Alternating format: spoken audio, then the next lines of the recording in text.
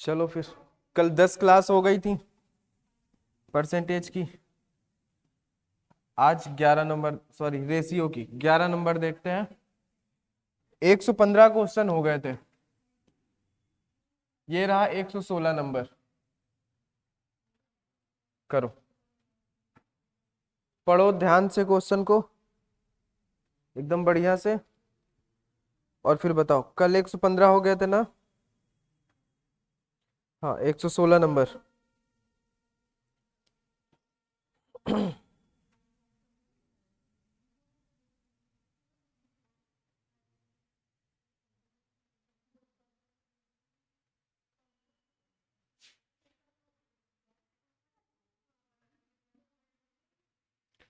करो, 116 नंबर करो। दो विद्यालयों ए तथा बी में विद्यार्थियों की कुल संख्या 990 है। ठीक है। यदि विद्यालय ए के विद्यार्थियों की संख्या में 5% की कमी तथा विद्यालय बी के विद्यार्थियों की संख्या में 14% की वृद्धि की जाए तो दोनों विद्यालय के विद्यार्थियों की संख्या समान हो जाएगी। क्या हो जाएगा? अगर विद्यालय ए में जो है क्या किया जाए, 5% की कमी की जाए, यानी 5% की कमी कर देंगे तो कितना बचेगा? 95% बचेगा। अगर विद्यालय बी में क्या किया जाए, विद्यालय बी के विद्यार्थियों की संख्या में 14% की वृद्धि कर दी जाए तो ये दोनों आपस में बराबर हो जाएंगे, यानी कि 14% वृद्धि का मतलब 114%। ठीक है, इसको हम लिखेंगे ए अपॉन में बी। 114 वहीं पे रहेगा, 95 इधर चला जाएगा, परसेंट से परसेंट कट जाएगा। ये किससे कटेगा बताओ जरा, किससे कटेगा अब? हाँ, नहीं कटेगा। अच्छा, नहीं कटेगा। अच्छा, कटेगा, काटो, चाकू ले काटो। हाँ,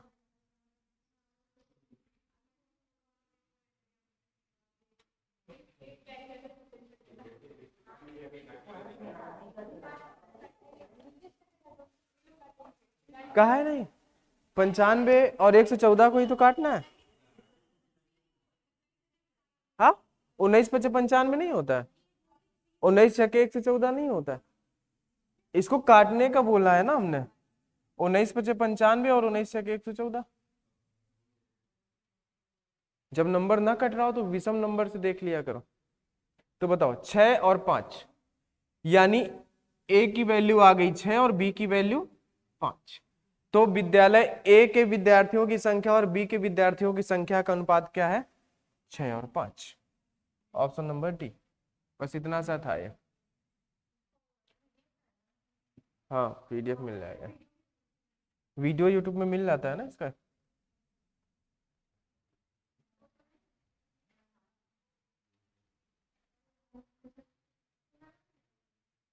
चलो, 117 नंबर। दो क्रमागत वर्षों की मेरी आय में 2:3 का अनुपात है और व्यय में 5:9 का अनुपात है। यदि मेरी आय दूसरे वर्ष में इतनी हो और पहले वर्ष में मेरा व्यय इतना हो तो 2 वर्षों में कुल बचत बताओ। बोलो।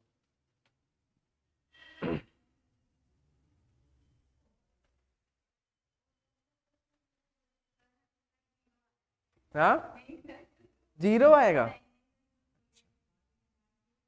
कान के देखो, आय एक तरफ आय का रेशियो दिया। हाँ, देखो, आय का रेशियो दिया है 2 और 3, और व्यय का रेशियो क्या दिया है? 5:9। ठीक है। अब देखो, जब क्वेश्चन को ध्यान से पढ़ोगे तो उसने बोला यदि मेरी आय दूसरे वर्ष में रुपए कितनी है। अब ये दो क्रमागत वर्षों का है ना, तो ये पहला साल है, ये दूसरा है, ये पहला है और ये दूसरा है। ये पहले साल की आय का अनुपात है, ये दूसरे साल की आय का अनुपात है। ये पहले साल का व्यय है, ये दूसरे साल का व्यय है। तो इसने बोला है मेरी आय दूसरे वर्ष में रुपए कितनी है, दूसरे वर्ष में उसकी आय कितनी है? 45,000। अगर 3 बराबर 45,000 है तो 1 बराबर क्या होगा, तो 2 बराबर 30,000। ठीक है। अच्छा, अब बोला है कि पहले वर्ष में मेरा व्यय 25,000 है। देखो व्यय का पहला वर्ष ये है और पहले वर्ष में व्यय उसका कितना है, 25,000 है। 1 बराबर 25,000, सॉरी, तो 1 बराबर 5,000, तो यहां पे कितना आएगा, 45,000 हो गया। अब हमसे बोला है कि 2 वर्षों में कुल बचत बताओ। 2 वर्षों की बचत बतानी है तो जरा देखो, ये पहले वर्ष की उसकी इनकम है। अगर इनकम में हम उसका खर्च पहले वर्ष का हटा दें तो कितना बचा, 5,000 बचेगा। प्लस ये दूसरे साल का उसका आय है और ये दूसरे साल का उसका खर्च है। अगर इसको घटाओगे तो क्या आएगा, 0। यानी उसकी बचत कितनी है 2 साल में, 5,000। डी होगा। एक एक 0 यहाँ कहीं भाग गया होगा, देखो ये। ठीक है, 5 बताओ। हाँ तो अब कोई नहीं, चाहे जहां जाए वो। ठीक है, तो ये आय था, ये व्यय था, बस, और इसमें कुछ नहीं था। बस क्वेश्चन को ध्यान से पढ़ना था। अगर तुमने क्वेश्चन को ध्यान से पढ़ा तो आधा क्वेश्चन वहीं पे खत्म हो जाता है। ये है हमारा टाइप नंबर 19।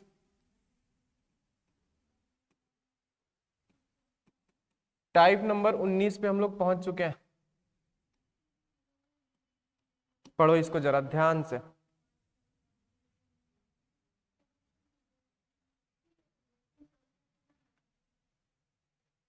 करो।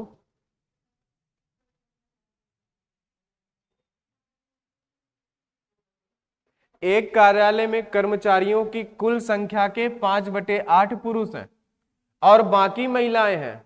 पुरुषों में गैर तकनीकी श्रमिकों की संख्या इतनी है, जबकि महिलाओं की संख्या का 2/3 भाग जो है वो तकनीकी कार्य करता है। कर्मचारियों की कुल संख्या का कितना हिस्सा तकनीकी कर्मचारी है। पहला पॉइंट जैसे ही पढ़ोगे, एक कार्यालय में कर्मचारियों की कुल संख्या के 5/8 पुरुष है। कितने पुरुष हैं, 5/8 पुरुष है। हमें यह पता है कि जो नीचे भाग दिया होता है वो टोटल होता है, तो टोटल में से 5 पुरुष है, यानी कि टोटल संख्या कितनी है, अगर हम टोटल माने तो 8 है।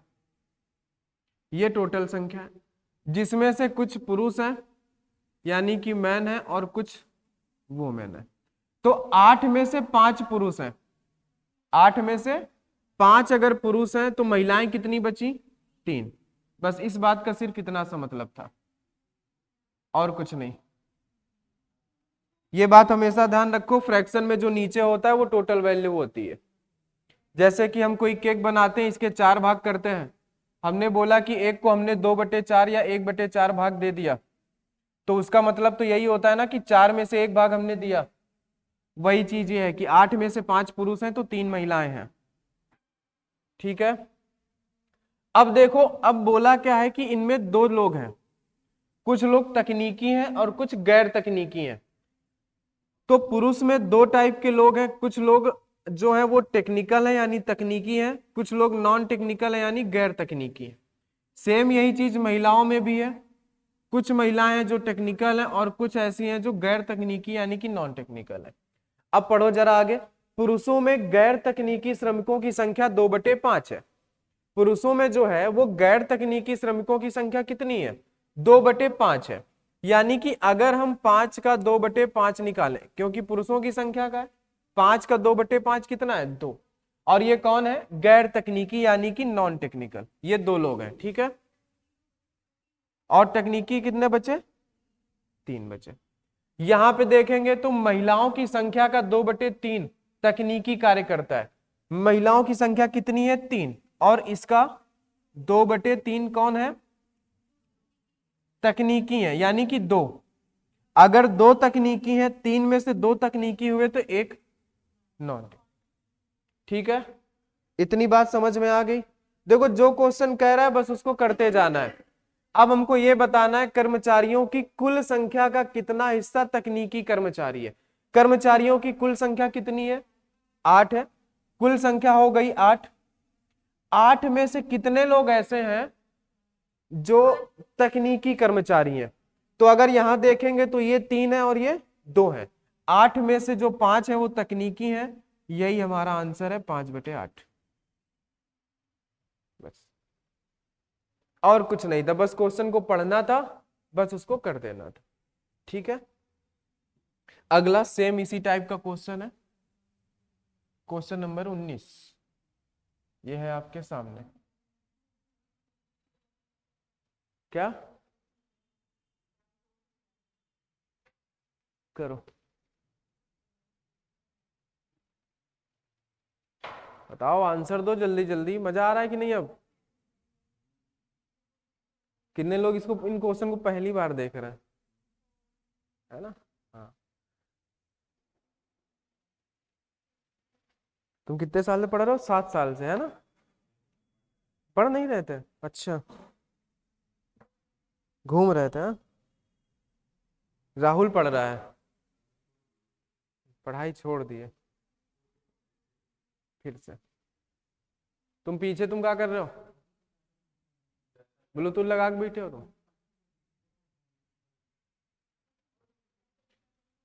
एक कंपनी के कर्मचारियों की संख्या का 2/3 पुरुष और बाकी महिलाएं। 2/3 का मतलब होता है 2/3, यानी कि टोटल संख्या कितनी है? टोटल संख्या है 3, ठीक है?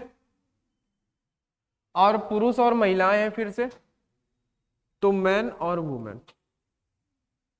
क्या बोला है? 2/3 पुरुष है। 2/3 का मतलब 3 में से 2 पुरुष हैं। कितने? 2। तो महिला कितनी बची? 1।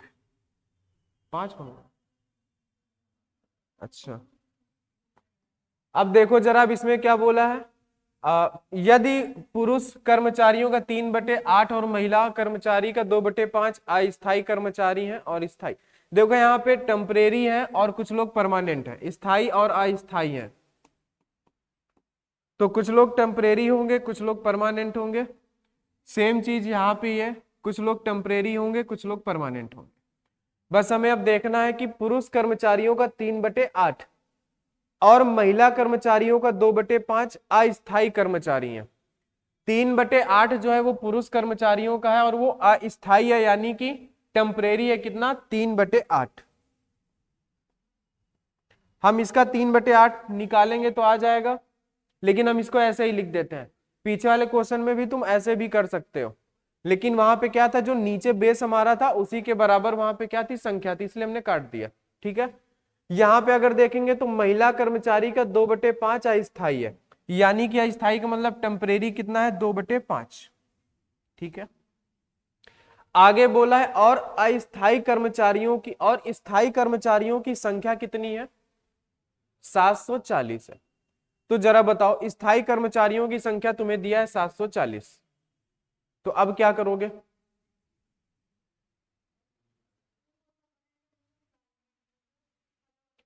यहां पे देखो कितने लोग हैं? 2 हैं, दोनों को बराबर कर लेंगे।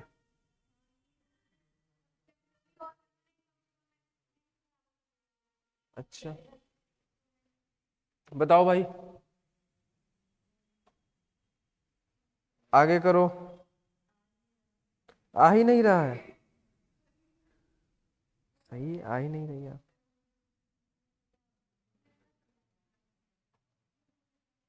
आगे आ ही नहीं रहा है। अच्छा, तुम्हें ये नहीं दिख रहा है कि 3/8 लोग टेम्परेरी हैं, यानी 8 में से 3 लोग टेम्परेरी हैं, तो 5 लोग जो हैं, हाँ तो देखो जरा, तो 5 लोग जो हैं वो परमानेंट है। 5 में से 2 टेम्परेरी हैं, तो 3/5 परमानेंट है। और ये दिया है स्थाई की टोटल संख्या, तो हम स्थाई वालों को पकड़ेंगे, जरूरी है। 2 का 5/8 क्या है? परमानेंट है। भाई देखो, पुरुष कितने हैं? 2 हैं, और 2 के 5/8 क्या है? परमानेंट है। तो 2 का 5/8 निकालेंगे तो परमानेंट आ जाएगा। प्लस महिलाओं में 1 है और परमानेंट कितने? 3/5। अगर इन दोनों को हम जोड़ते हैं तो ये स्थायी कर्मचारियों की संख्या के बराबर होगा, इस 740 के। होगा कि नहीं? अच्छा, अब इसको सॉल्व करोगे तो ये क्या बनेगा, 2 से कटेगा ये 4 बार, तो ये बनेगा 5/4 और ये बनेगा 3/5। ये बना 5/4 और ये कितना बचा 3/5 बराबर में 740। एलसीएम होगा 20, तो आगे जब इसको सॉल्व करोगे एलसीएम आएगा 20 और ये कितना 25 और 12 37 होगा, 37/20। अब हम क्या करेंगे बराबर में 740। तुम्हें पता है ये मल्टीप्लाई में जाता है, ये नीचे आता है, तो ये इससे कटेगा कितनी बार, 2 बार, यानी कि 20 बार। ये उधर चला जाएगा तो एक बराबर कितना मिला, एक बराबर हमको मिला 400। ठीक है, अब देखो जरा आगे पढ़ोगे तो इसने क्या बोला है, तो 7/15 कर्मचारियों की कुल संख्या अस्थायी महिला कर्मचारियों की संख्या से कितना अधिक है। यानी कि कुल संख्या का 7/15 अस्थायी महिला की जो कर्मचारी है उनसे कितना अधिक है, ये बताना है। तो देखो हमें एक बराबर क्या मिल गया 400, तो हम पहले निकाल लेंगे यहां पे टोटल। एक बराबर 400 है, टोटल लोग कितने थे, 3 4 तिया 12, टोटल लोग कितने हो गए 1200। और इसने यही बोला है कि कुल संख्या का 7/15 कर्मचारी, तो इसका हमें लेना है 7/15। ठीक है, अब बताओ कटेगा ये कितनी बार कटेगा, 80 बार, 15 × 120 और 8 × 7 = 56, यानी कितना आ गया 560। कुल संख्या का 7/15 कितना है 560। उसके बाद इसने बोला है कि अस्थायी महिला कर्मचारियों की संख्या से कितना अधिक है। तो अस्थायी महिला कर्मचारी कितनी है बताओ, 2/5 है, एक बराबर कितना है 400। तो बताओ अस्थायी महिला कर्मचारियों की संख्या कितनी आएगी,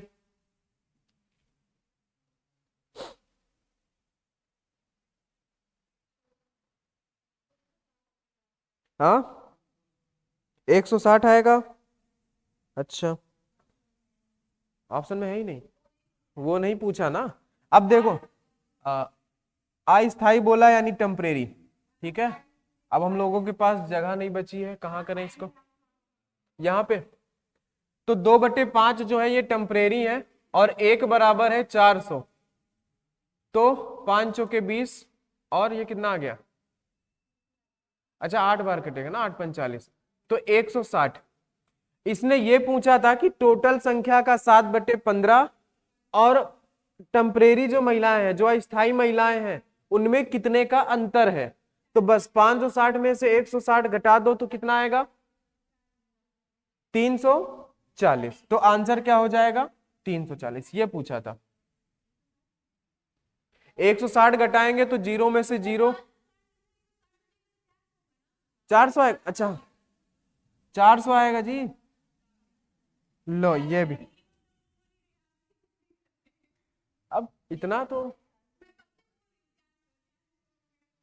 हम वही देखे कि इधर भी 60 है इधर भी 60 है, 40 कहां से बच गया। ठीक है, तो देखो इनका अंतर लेना था और कुछ नहीं, इनका अंतर 400 आया। ठीक है, बस कुछ नहीं करना है, बस वो बोल रहा है, बस हमको उसको करते जाना है और ज्यादा हमें कुछ दिमाग नहीं लगाना है। बस देखने में क्वेश्चन बड़ा है, करने में कोई खास बात नहीं है, तो इसको भी एकदम शांत दिमाग से करो। 120 नंबर।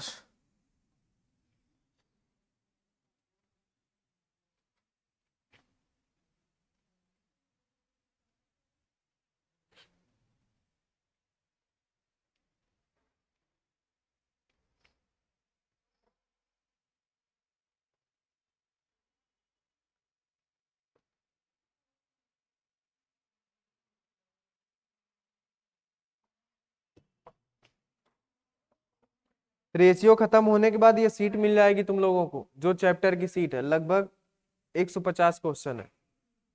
किस लिए इसको, इसमें ना जब यहाँ आया करो तो एक पेज फाड़ के परेठा लपेट के टिफिन में भर लिया करो, इसके लिए दिया जा रहा है। हाँ,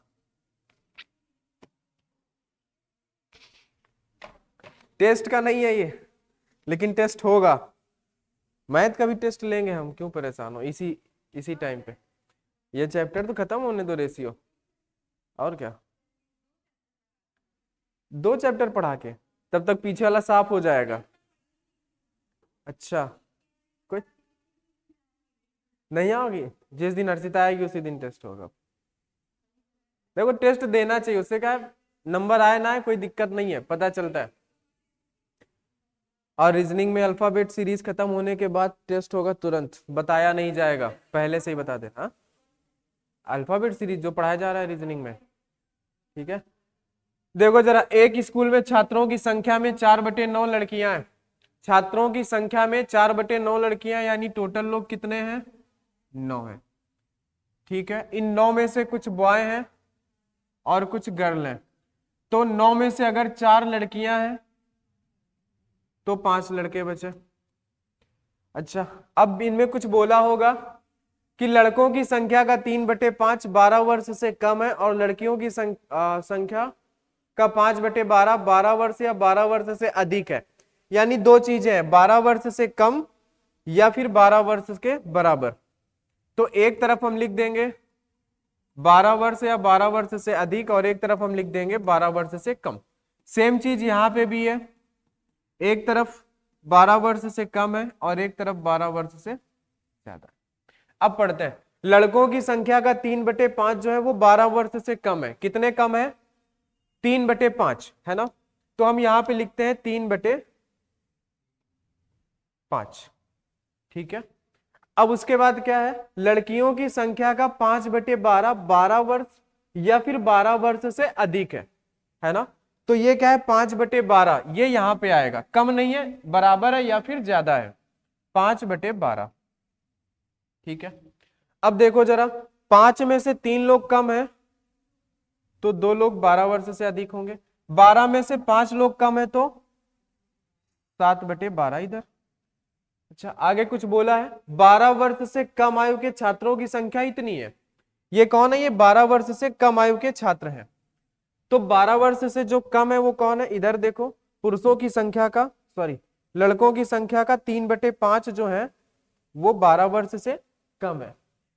अगर हम इनके साथ इनको जोड़ दें कि 4 लड़कियां हैं और जिनमें से 7/12 जो है वो 12 वर्ष से कम है, इनको अगर हम जोड़ देंगे तो कितना आएगा, 480 के बराबर है। ये कितना, 5 से 5 कट जाएगा ना, और ये 4 से 3 बार, तो 3 + 3/7 है ना। 3 + 7/3, 3/7 नहीं, 480। एलसीएम होगा 3, 9 और 7 कितना होगा, 16। तो यहां पे आएगा 16/3 बराबर 480। 16 से कटेगा कितनी बार, 3 बार। 3 का मल्टीप्लाई होगा तो 1 बराबर 90। अरे 1 बराबर 90, ठीक है। बताओ, 1 बराबर 90 आ गया। अब हमको क्या बताना था, तो स्कूल में कुल छात्रों की संख्या का 5/18 के बराबर होगा। तो स्कूल में कुल छात्रों की संख्या का, ये क्या है, क्या मतलब है, 1 मिनट देख लेते हैं क्वेश्चन में क्या है। तो स्कूल में कुल छात्रों की संख्या का 5/18, यही बोला है कि तो स्कूल में कुल छात्रों की संख्या का 5/18 इनमें से किसके बराबर होगा, ठीक है। तो देखो, कुल छात्रों की संख्या का 1 बराबर 90 है, तो कितना हो गया टोटल, 9 नहीं है 81, यानी कि 810 टोटल छात्र हैं। टोटल छात्र का 5/18 किसके बराबर है, टोटल छात्र का 5/18, इसको डिवाइड कर दो। 9 से काटोगे 9 दूनी 18, 9 बार, 2 से काटोगे 45 बार, और 45 का 5 गुना कितना होता है, 225। यानी टोटल संख्या का 5/18 कितना है, 225 है। बस कुछ नहीं है, बस हमें थोड़ा सा इन क्वेश्चन में कैलकुलेशन ज्यादा है, बाकी और कुछ नहीं है, कोई घुमाने वाली बात नहीं है इनमें। 120 नंबर,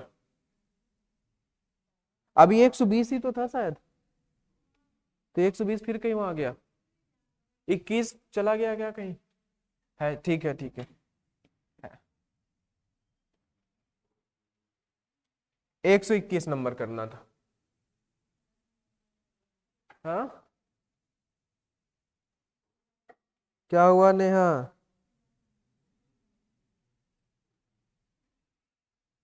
जाओ जाओ, तुम छोटी हो, कैमरे पे नहीं दिखोगी, जाओ टहलती रहो। हाँ,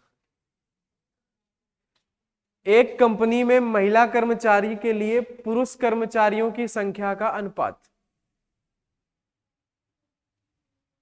महिला कर्मचारी के लिए पुरुष कर्मचारियों का अनुपात, यानी कि पहले कौन रहेंगी? वुमेन रहेंगी और फिर मैन रहेंगे। ये चीज हमेशा ध्यान देना, ऐसा नहीं कि पुरुष पहले महिला बाद में है। क्वेश्चन को ध्यान से पढ़ा करो। तो ये कितना है? 7 और 5। ठीक है। जब कुछ नए पुरुष और महिला कर्मचारियों को काम पर रखा गया तो महिला कर्मचारियों की संख्या 28 से बढ़ गई। यानी जो कुछ महिलाएं आई वो कितनी आई? 28 आई। और पुरुष और महिला कर्मचारियों का अनुपात 10:7 हो गया, जो नया अनुपात हुआ आने के बाद। नए भर्ती किए गए पुरुष कर्मचारियों की संख्या ज्ञात करो अगर शुरू में कुल काम करने वाले लोग इतने थे। ये कब थे? ये पहले थे, जब शुरू में थे, यानी जब कुछ लोग आए नहीं थे उसके पहले। और ये रेशियो पहले का ही है, ये संख्या भी पहले की है, ये रेशियो भी पहले का है, तो हम इससे इसको डिवाइड कर सकते हैं। तो 336 है और 7 5 12, 12 से इसको डिवाइड करोगे तो 28 आएगा। 1 बराबर 28 आएगा। ठीक है, 1 बराबर 28 आ गया। अब बताओ जरा, तो 28 का इसमें मल्टीप्लाई करा दो। 28 का 5 में मल्टीप्लाई कराओगे तो कितना आएगा? 8 5 40, 140 आएगा। 5 दूनी 10 और 4, 140 आएगा। इसमें 7 में मल्टीप्लाई कराओगे तो 8 7 56, 6 और 7 दूनी 14 और 5 19, 196। ये शुरू में लोग थे, महिला और पुरुष। फिर इसने बोला तो महिला कर्मचारियों की संख्या 28 से बढ़ गई। महिला कर्मचारियों की संख्या किससे बढ़ गई? 28 से। यानी इसमें 28 महिलाएं और आ गई, तो अब कितनी हो गई हैं? 8 से 14 4, 9 2 11 और 200, अच्छा 224। तो जब ये 28 महिलाएं और आ गई तो एक नया अनुपात बन गया। नया अनुपात क्या बना? और ये जो नया अनुपात बनेगा ये भी वुमेन और मेन का ही बनेगा। कितना बना? ये 10:7। ये नया अनुपात बना और ये महिलाओं की हमें नई संख्या मिल गई। 28 जोड़ने के बाद ये नई संख्या हो गई और ये नया अनुपात है। अब हम इससे इसको भाग दे सकते हैं। बताओ, इसको भाग दे दोगे तो लड़कों की संख्या आराम से आ जाएगी। कर लो।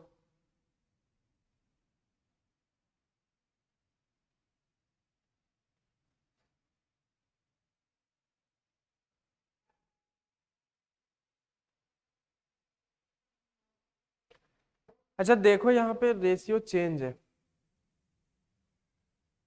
देखो यहाँ पे इसने बोला है और पुरुष और महिला कर्मचारियों का अनुपात। यहाँ पे इसने पुरुष को पहले रख दिया है, यानी मेन को पहले रख दिया है, वुमेन को बाद में। तो ये 10 और 7 है, ये ध्यान देना है। ठीक है, और ये महिलाओं की संख्या है 224, तो हम इसको 7 से डिवाइड करेंगे क्योंकि ये नया अनुपात है, नई संख्या है। तो हम 7 से डिवाइड करेंगे तो 7 3 21 और 7 दूनी 14, 1 बराबर 32 है ना। 1 बराबर 32 है, यानी देखो ये तो ठीक है, ये तो 224 ही है। 1 बराबर 32 है तो इसमें जब मल्टीप्लाई करोगे तो 320, यानी जो अब पुरुषों की संख्या है वो 320 है। पहले कितने थे? 140, अब कितने हैं? 320। तो बताओ कितने जो है नए भर्ती किए गए पुरुषों की संख्या कितनी है? 320 में से 140 घटा दो, 0 में से 0, 4 में से 2, सॉरी क्या आएगा? 160 आएगा। ठीक है, हम ही घटा लें उससे बढ़िया। तो आज 0 से 0 गया 0, ठीक है। 12 में से 4 गया 8, है ना। 2 में से 1 गया 1, 180। हम ही कर लें तो ठीक है, 180। जोड़ घटाना नहीं आता है,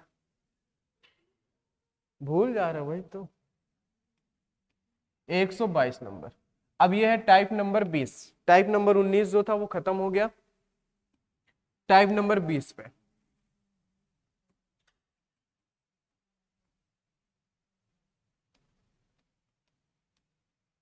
एक कार बनाने में 3 प्रकार के खर्च होते हैं, पहला कच्चा सामान, दूसरा मजदूरी और तीसरा अन्य खर्चा। इन खर्चा का अनुपात इतना है। देखो, एक जो है वो कच्चा सामान है, यानी जिसे हम रॉ मटेरियल बोलेंगे। दूसरा जो है वो मजदूरी है, यानी कि लेबर जो होंगे। तीसरा जो है अन्य खर्चा है, यानी कि हम कुछ भी बोल देंगे, एक्स्ट्रा बोल देते हैं, जो अन्य खर्चा है। इन खर्चे का अनुपात जो है वो 4 है, 3 है और 2 है। बात समझ के? अब जरा देखो तो पहले वाला खर्चा 10% बढ़ाया गया, तो क्या तुम 4 का 10% निकालोगे? 4 का 10% निकालोगे तो दशमलव में हो जाएगा, है ना? तो हम दशमलव से बचने के लिए क्या करते हैं, इनको कुछ मान लेते हैं। जो 4 है तो इसको हम मान लेते हैं 400, और जो 3 है इसको हम मान लेते हैं 300, और जो 2 है इसको हम मान लेते हैं 200। कोई फर्क नहीं पड़ेगा, क्योंकि 0 से 0 कट जाएगा, वही बचेगा।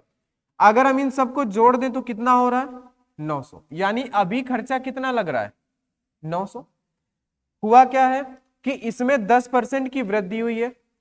400 का 10% कितना होता है? 40।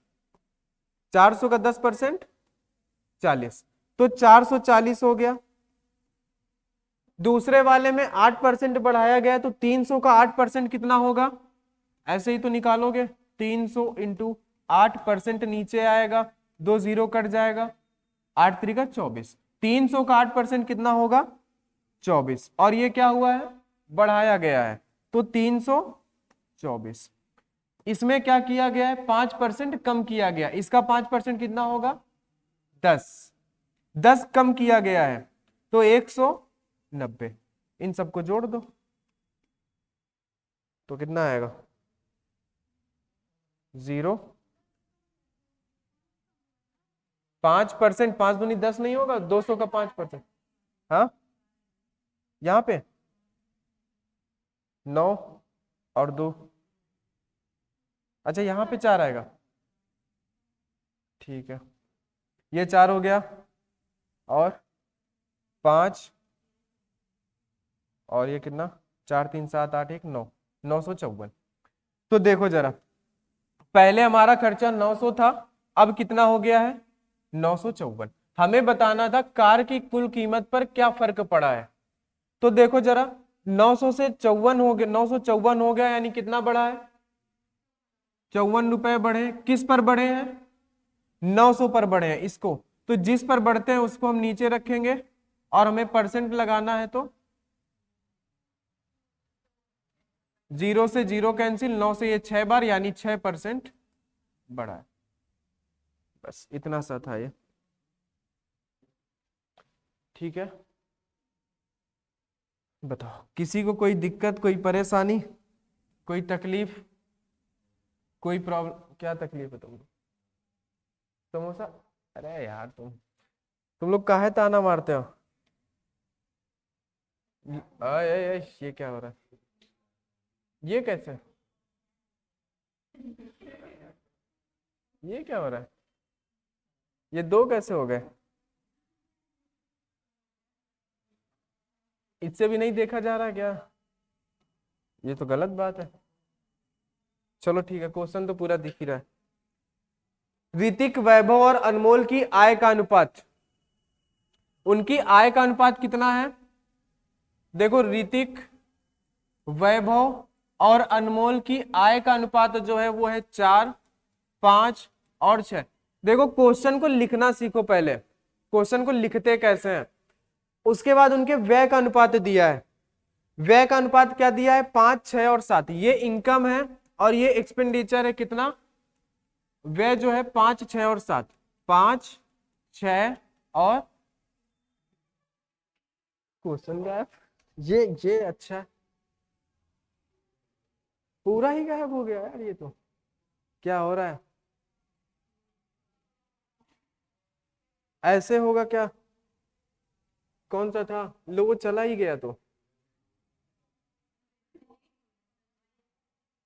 क्वेश्चन कहाँ गया?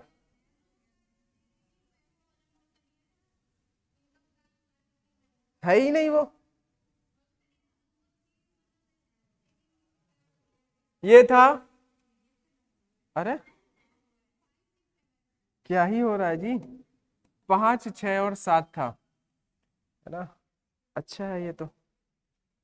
उसके बाद क्या बोला था, अनमोल अपनी आय का 20% बचाता है। अनमोल अपनी आय का क्या करता है, 20%। 20% का मतलब क्या होता है, 1/5 बचाता है ना। अपनी आय का जो है बचत करता है, किसका, अपनी आय क्या, आय के 1/5 का। तो उसकी आय हो गई 5 और बचत हो गई 1 की, तो उसका खर्च कितना हुआ, 4 का। ये बात अनमोल के बारे में समझ में आई ना। और यहां पे उसका आय दिया गया और खर्च दिया गया है। इसके हिसाब से उसकी आय कितनी है, 5 है, जबकि यहाँ पे 6 है। इसके हिसाब से इसका खर्च कितना है, 4, जबकि यहाँ पे 7 है। तो हमें ये इसकी आय चाहिए 5 के रेशियो में, खर्च चाहिए 4 के रेशियो में। तो हम तभी बना सकते हैं जब पहले हम इनको बराबर करेंगे। तो इनको बराबर करने के लिए हम क्या करेंगे, इसमें हम 7 का मल्टीप्लाई कर देंगे, इसमें 6 से, तो क्या हुआ, दोनों बराबर हो गए। अब हमें आय चाहिए 5 के अनुपात में, तो हम 5 का मल्टीप्लाई करा देंगे। और खर्च चाहिए हमें 4 के अनुपात में, तो हम 4 का मल्टीप्लाई करा देंगे। अब ये 5 और 4 के अनुपात में बन गए। तो ओवरऑल हमें पता चला कि यहाँ पे कितने का मल्टीप्लाई करना है, 35 का। यहाँ पे कितने का मल्टीप्लाई करना है, 24 का। तो ठीक है भाई, कर दो।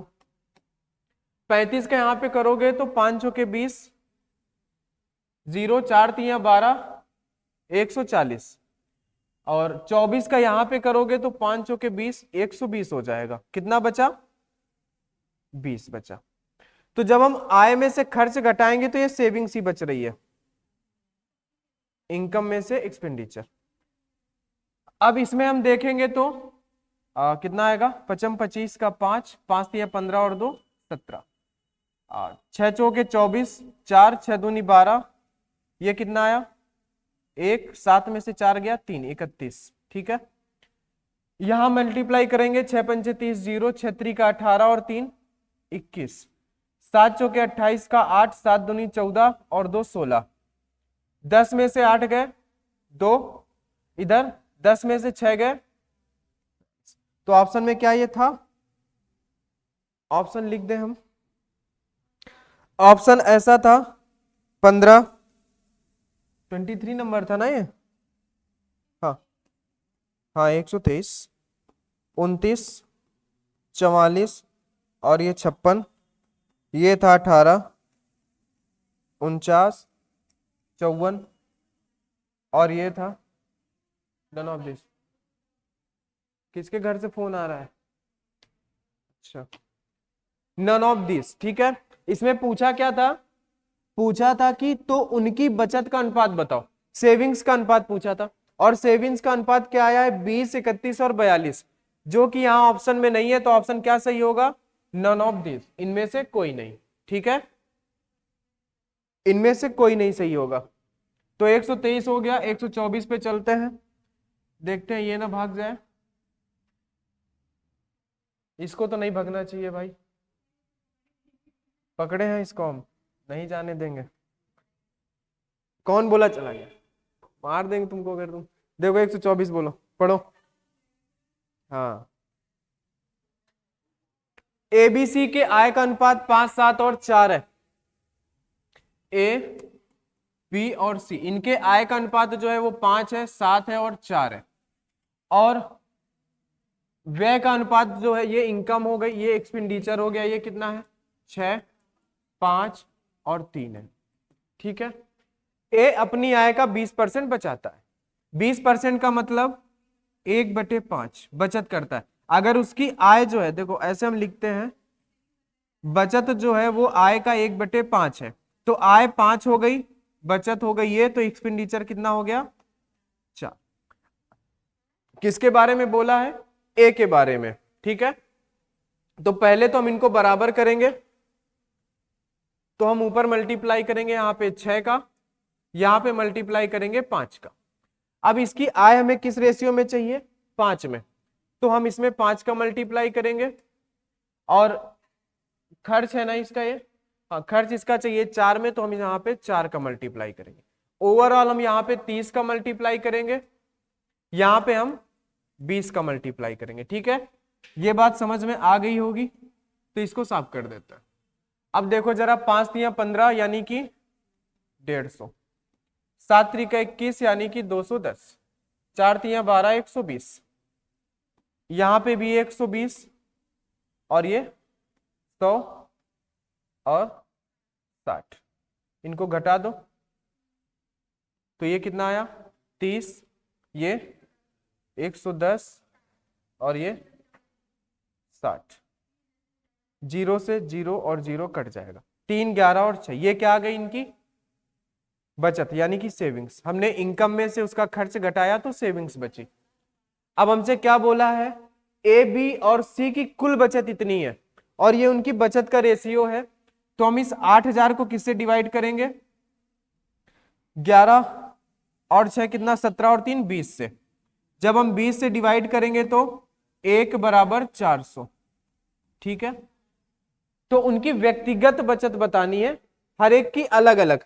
तो पहले वाले की सेविंग्स का जो रेशियो है वो 3 है, इसका 11 है और इसका 6 है, 4 तिया 1200 और ये 4400 और ये 2400, यानी कि सी नंबर सही हो जाएगा। बस अभी तक जो हमसे क्वेश्चन में करवाता था वो सिर्फ इतना करवाता था कि हमें बस रेशियो पूछता था, अब इसने सेविंग्स देके सभी की अलग अलग बचत पूछ लिया तो भी कोई दिक्कत नहीं है। क्वेश्चन नंबर 125, क्या हो गया, छुट्टी कर दो, अच्छा नहीं, यही अभी वो भंडारा करवाएंगे। किसको मूवी देखना है, अच्छा दिखाते हैं, रुक जाओ, 2 क्वेश्चन और बचे। हाँ देखो इतने इतने में सबसे पहले बोली 125 नंबर, ए और बी की आय का अनुपात कितना है। इस क्वेश्चन को पढ़ो ध्यान से, ए और बी की आय का अनुपात कितना है, 2 और 3 है। उनके व्यय का अनुपात कितना है, उनके व्यय का अनुपात जो है वो है 1 और 2। अब इसने ये बोला है कि यदि बी के व्यय का 90% ए की आय के बराबर है, यानी कि इसने क्या बोला कि बी के व्यय का 90%। अब देखो 9/10,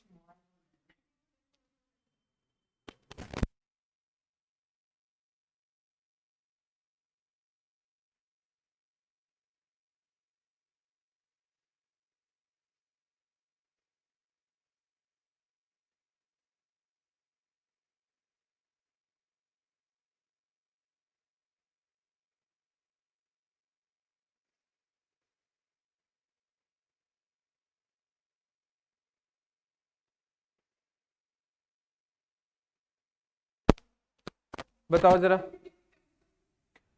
यहां पे हमें क्या करना पड़ेगा, ये इनकी इनकम है, ये इनका एक्सपेंडिचर है, और बोला है कि बी के व्यय का 90% जो है वो ए की आय है। इसका हम 90% अभी नहीं निकाल पाएंगे, तो हम इसको क्या करें, इसको हम मान लेते हैं, इसको हम मान लेते हैं 10, इसको मान लेते हैं 20। अब हम बी के व्यय का 90% निकाल लेंगे, यानी कि 20 का 90% क्या होगा 18, यानी कि ये किसकी आय है, ये ए की आय के बराबर है। जो इसके व्यय का 90% है वो इसके आय के बराबर है, तो आय हो गई इसकी 18। अगर 2 बराबर 18 है तो 1 बराबर क्या होगा 9, तो यहां पे कितना 27। बस अब हमें क्या बताना था, ए और बी की बचत का अनुपात। अब देखो जरा, तो यहां पे देखो ये इनकम है इसकी 18 और खर्च कितना है 10 का, तो सेविंग्स कितनी की इसने 8 की।